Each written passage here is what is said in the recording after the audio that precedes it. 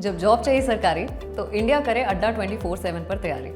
अड्डा 24/7 India number 1 government job preparation app. पहली सुर्खी जुड़ी है झारखंड, बिहार, तमिलनाडु और दिल्ली एनसीआर में पड़े प्रवर्तन निदेशालय यानी ईडी के छापे से। कार्रवाई देश भर में हुई, लेकिन मर्म समझने के लिए एक ही राज्य की यात्रा काफी है, झारखंड। दर्शक जानते हैं, झारखंड में हुए कथित खनन घोटालों के संबंध में ईडी की जांच चल रही है। इसी संबंध में आज की कार्रवाई हुई। सबसे ज्यादा चर्चा मिली झारखंड में प्रेम प्रकाश नाम के शख्स के यहां हुई जांच को, क्योंकि इस दौरान अलमारी से 2 ऑटोमेटिक हथियार और तकरीबन 60 कारतूस बरामद हुए। वरिष्ठ रक्षा पत्रकार संदीप उन्नीथन ने ट्विटर पर लिखा कि ये हथियार AK-47 का ही एक वेरिएंट हैं, जिन्हें बुल्गारिया की कंपनी आर्सेनल बनाती है। ये हथियार भारत में अर्धसैनिक बलों द्वारा इस्तेमाल किए जाते हैं। ऐसे ही हथियार माओवादी उग्रवादियों के पास भी देखने को मिलते हैं। नजदीक में पड़ने वाले अरोगोरा थाने के SHO विनोद कुमार ने इस छापे के बाद प्रेस से क्या कहा, सुनिए। बोले कि प्रेम प्रकाश के यहां से मिले हथियार झारखंड पुलिस द्वारा तैनात किए गए अंगरक्षकों के हैं। पूरा बयान आपके सामने है। हमारे किसी सुरक्षाकर्मी की बात आ रही है, वही जांच करने आए हैं।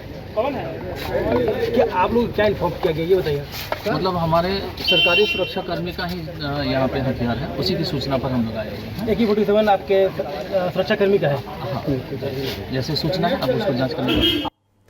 वैसे SHO साहब की बात से यह साफ नहीं हो सका कि अगर हथियार झारखंड पुलिस के थे तो फिर अंगरक्षक कहां थे, और अगर अंगरक्षक किसी कारण से घर पर नहीं थे तो फिर वो इतने घातक हथियार घर की अलमारी में छोड़कर क्यों चले गए थे। ये सारी कहानी आपको समझ आए, इसके लिए आपको झारखंड में कथित खनन घोटाले पर एक क्रैश कोर्स करना होगा। करिए। झारखंड एक खनिज संपन्न राज्य है। कोयला, लौह अयस्क सब कुछ यहां मिलता है। CM हेमंत सोरेन की अपनी विधानसभा बरहैत में पत्थर की खदानें हैं। अब खेल यह है कि बरहैत पड़ता है साहिबगंज जिले में, वही साहिबगंज जहां राजमहल रेंज के पहाड़ हैं। राजमहल रेंज के पहाड़ों में जुरासिक काल के जीवाश्म मिलते हैं, यानी तकरीबन 20 करोड़ साल पुराना इतिहास इन पहाड़ों में मिलता है। लेकिन राजमहल के पहाड़ों पर है खनन माफिया की नजर, जो यहां से पत्थर तोड़कर बेचना चाहते हैं। आरोप है कि वन विभाग, खनन विभाग और स्थानीय प्रशासन की मिलीभगत से बरहैत में अवैध उत्खनन हुआ।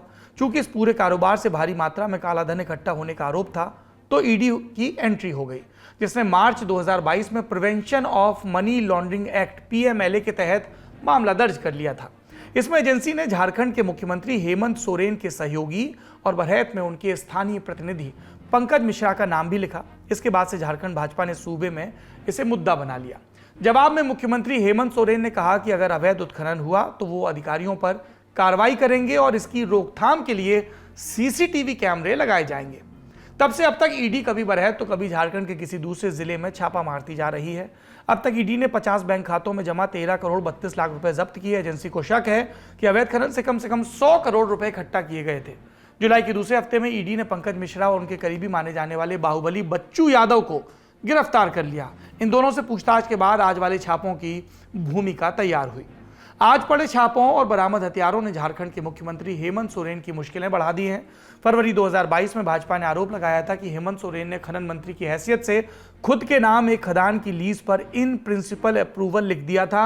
यह अंतिम अनुमति से पहले का चरण होता है। इसके तहत रांची जिले में पत्थर की खुदाई होनी थी। मामला सामने आया तो हेमंत सोरेन ने लीज को सरेंडर भी कर दिया, पर मामला तूल पकड़ चुका था। शिव शंकर शर्मा नाम के याचिकाकर्ता ने सोरेन के खिलाफ झारखंड हाईकोर्ट में 2 जनहित याचिकाएं यानी PIL लगाई। इसमें से एक माइनिंग लीज को लेकर थी और दूसरी शेल कंपनियों के जरिए मनी लॉन्ड्रिंग के आरोप पर। दोनों मामलों में ईडी और CBI जांच की मांग की गई थी। माइनिंग लीज वाले मामले में झारखंड सरकार और सोरेन शुरुआत से बैकफुट पर रहे और लगने लगा था कि यह मामला सोरेन की कुर्सी तक के लिए घातक हो सकता है। लेकिन फिर एक और ट्विस्ट आया।